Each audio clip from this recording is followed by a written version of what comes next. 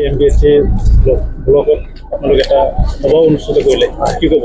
মানে চাওক, অসম চৰকাৰে কিছুমান গাইডলাইন দিছে যে এমপিএইচচিবিলাকৰ যিবিলাক সমিতি থাকে, মেনেজমেণ্ট সমিতি, এই মেনেজমেণ্ট সমিতিবিলাকত পাব্লিক ৰিপ্ৰেজেণ্টেটিভে চেয়াৰমেন কো চেয়াৰমেন হৈ পেলাই সমিতিবিলাক গঠন কৰিব লাগে। সেই উদ্দেশ্যে আজি ইয়াতে আহিছিলোঁ আৰু ইতিমধ্যে সমিতি গঠন হ'ল। মোকে ধৰি আমাৰ সন্মানীয় MCLA আমি একেলগে মিলি আৰু এই অঞ্চলৰ সন্মানীয় ব্যক্তিসকলক লৈ আমি এখন সমিতি গঠন কৰিছোঁ। কাৰণ হস্পিটেলখনো আপোনালোকে সকলোৱে জানে, ভগৱানৰ পিছতে মানুহক ডক্টৰবিলাকক ভগৱান বুলি ভাবে আৰু হস্পিটেলখন এটা মন্দিৰ বুলি সকলোৱে ভাবে। আৰু তাৰ কাৰণে আমি আজিৰ সমিতিখন গঠন কৰাৰ পিছতে সন্মানীয় MCLA ডাঙৰীয়া আৰু মই মিলি এটা কথাই কৈছোঁ যে আমি হস্পিটেলবিলাক পৰিষ্কাৰ পৰিচ্ছন্নতা ৰাখিব লাগে।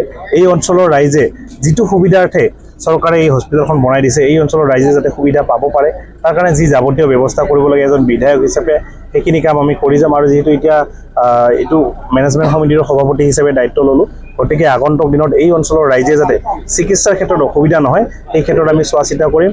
আৰু হস্পিটেলৰ যিখিনি সমস্যা আছে, এই এমপিএইচচিটোৰ যি কাম যাৱতীয় কাম কৰিবলগীয়া আছে, আমি অতি সোনকালে আমি এই কামখিনি কৰিবলৈ আমি যত্ন কৰিম।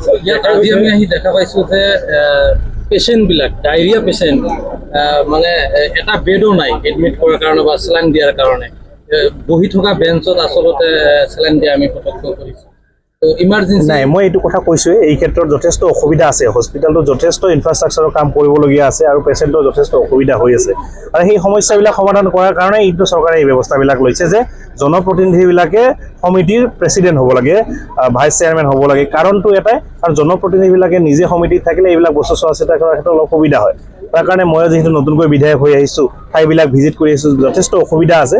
আমি একেলগে মিলি এই সমস্যাবিলাক সোনকালে সমাধান কৰিম। আপুনি যিটো কথা কৈছে এই সমস্যাটো সোনকালে মই আমাৰ BTCৰ যি হেল্থ মিনিষ্টাৰ আছে তেখেতৰ লগত কথা পাতি, অসম চৰকাৰৰ যি হেল্থ মিনিষ্টাৰ আছে তেখেতৰ লগত কথা পাতি, মই আৰু ইয়াৰে সন্মানীয় MCLA একেলগে মিলি এই সমস্যাখিনি আমি সমাধান কৰিম। মানে লগ্ন হৈ আছে, গতিকে ছাৰ এইখন কিমান সময় লাগিব ছাৰ এইখিনি?